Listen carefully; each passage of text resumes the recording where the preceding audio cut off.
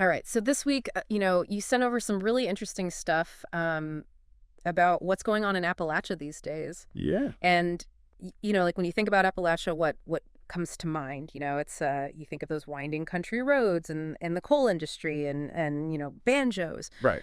But get ready for a surprise because there's this whole new like energy emerging in these small towns, and it smells a lot like a really good espresso. I like that. Yeah, that's a great way to put it. And we've been looking over all this information you've given us about this movement, and some are even calling it like an Appalachian coffee rebellion. Oh, wow. And it's so much more than just like grabbing a quick coffee, Yeah, it's so interesting, right? You think about Appalachian, you get those like kind of sepia-toned images in your head. Yeah. But when you look at what's happening now, it's like there's this bright, vibrant energy, and it's centered around these amazing coffee shops that are popping up in these small towns.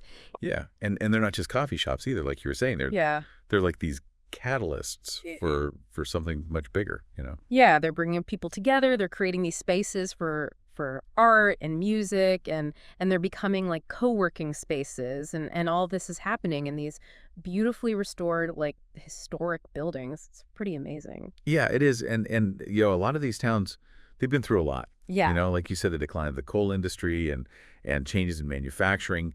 That's had a real impact on these communities. Yeah, economically, these towns have faced some really tough times. Definitely. But the people there are incredibly resilient. Like throughout history, they've always found ways to adapt and overcome challenges. And that's exactly what we're seeing with this whole coffee shop movement. Yeah, it's like this new chapter in their story of resilience, and it's so inspiring to see. Yeah, it is. And it's not just like one town here and there. We're talking about places like Lewisburg and Buchanan and Bluefield, Yeah. Shepherdstown. Even. Wow. These independent coffee houses are popping up all over West Virginia. And they're so unique, too. Like, they're not just cookie-cutter cafes. Each one has its own personality. Oh, definitely. It's like the owners have poured their heart and soul into creating these spaces, and you can really feel that when you walk in. Yeah, and it's not just about grabbing a latte and going, these places are becoming these multifunctional hubs. Right.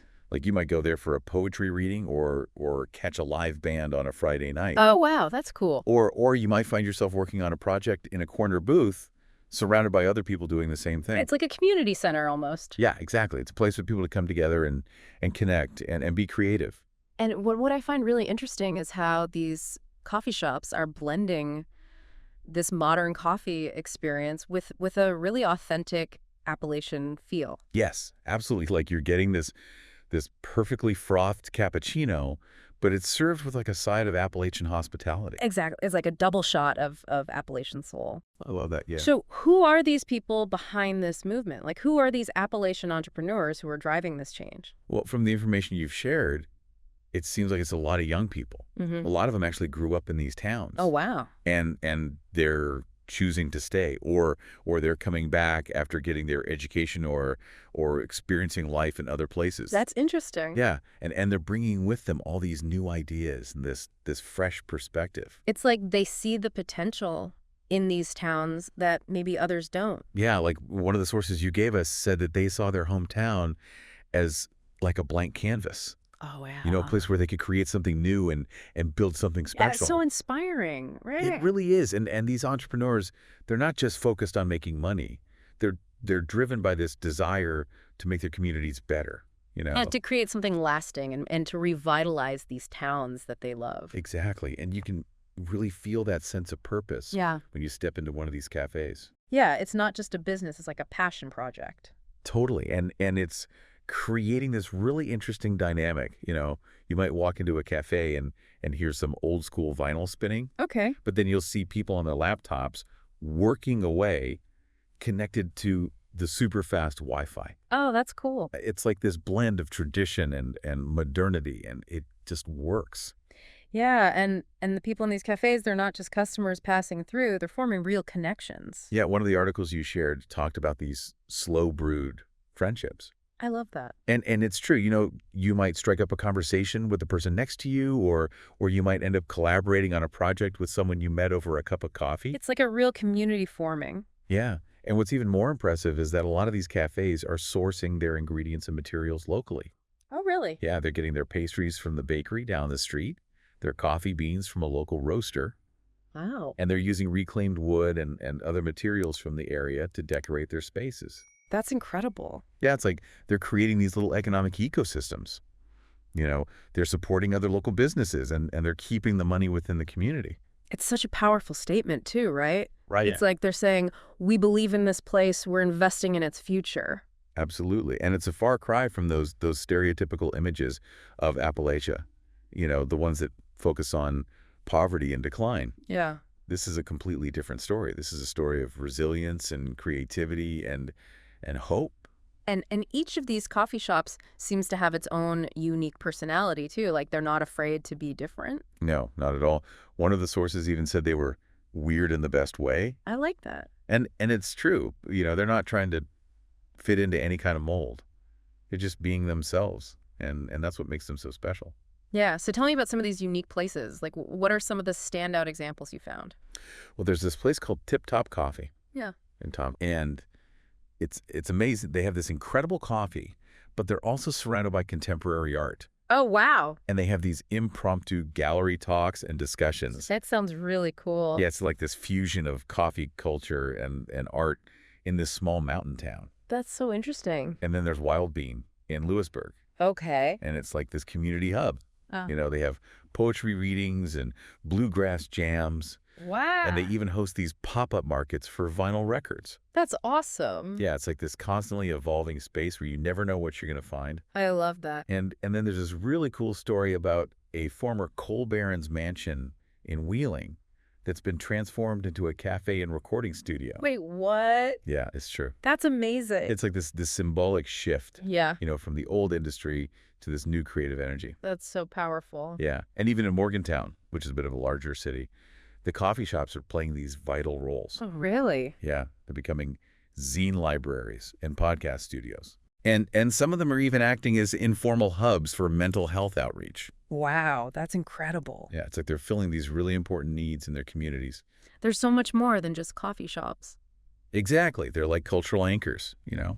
They're places where people can gather and share stories and explore new ideas. So why do you think this movement is happening in West Virginia specifically? Like, why now? Well, I think part of it is that West Virginia has something that's becoming increasingly rare these days. Oh. Space. Okay. Like physical space. Mhm. It's not crowded. There's room to breathe. Yeah. There's room to think. Yeah, that makes sense. And mental space, too. It's a slower pace of life. Right. And that can be really conducive to creativity. Yeah, when you're not constantly bombarded with stimulation, you can actually hear your own thoughts. Exactly. And the cost of living is much lower in West Virginia than in a lot of other parts of the country. Oh, yeah. That's a big factor. Yeah, it makes it more affordable for these young entrepreneurs to start their businesses and take risks. Yeah. And then there's the natural beauty of West Virginia. It's stunning. Oh, absolutely. The mountains, the rivers, the forests.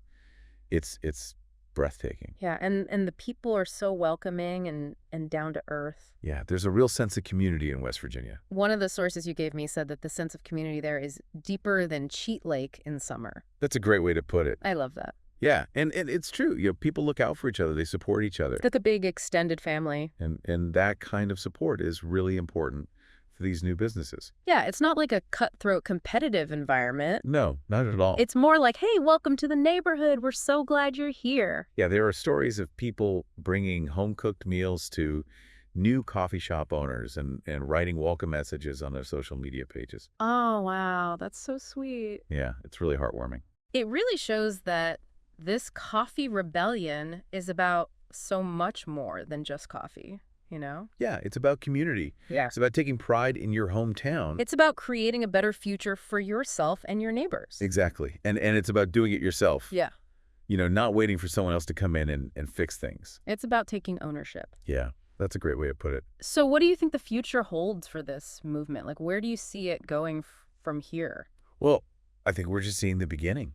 Mhm. There's so much potential. Yeah. There's been talk of starting local roasting co-ops, Oh, wow. which would be amazing because it would create even more jobs and keep even more money within the community. Oh, but great. And there are also plans for regional barista competitions, Oh, cool. which would be a great way to showcase the talent and raise the bar for coffee quality. That would be fun to see. And I think this movement also ties into some of the larger cultural trends that are happening. Right. Like the growing interest in local storytelling and independent publishing and ecotourism. Yeah. And these coffee shops are perfectly positioned to support all of that. Yeah, they're like little cultural hubs. Exactly. And I think the future of West Virginia is really going to be shaped by these local initiatives. Yeah. Exciting to think about. It is. And if you're listening to this and you ever find yourself in an Appalachian mountain town, do yourself a favor and seek out one of these independent coffee shops. Yeah. Go inside, order something new, and strike up a conversation with the person behind the counter. Yeah, you might be surprised at what you discover. You really might. And you'll be supporting a local business and experiencing the heart of the community. And you'll be part of something truly special. Yeah, you'll be part of this Appalachian Coffee Rebellion, one cup at a time. So what's the big takeaway here? Like, what do we want people to remember from this conversation? I think it's that Appalachia is so much more than what people often think it is. It's a place of incredible resilience and creativity and community spirit. And it's a place that's being reinvented from within. Exactly. And this coffee movement is just one example of that. It's a story of hope and renewal. And it shows what's possible when people come together and believe in their communities. It really makes you wonder what other amazing things are happening in small towns all over the world. Yeah, what other rebellions are brewing out there? It's definitely something to think about. It is. Well, this has been a really inspiring conversation. Thank you. Thanks for sharing all this amazing information with us. You're welcome. And for our listeners out there, keep exploring, keep seeking out those hidden gems, and keep believing in the power of small towns. Yeah, because you never know what you might find. That's right, you never know. All right. Well, until next time, happy brewing.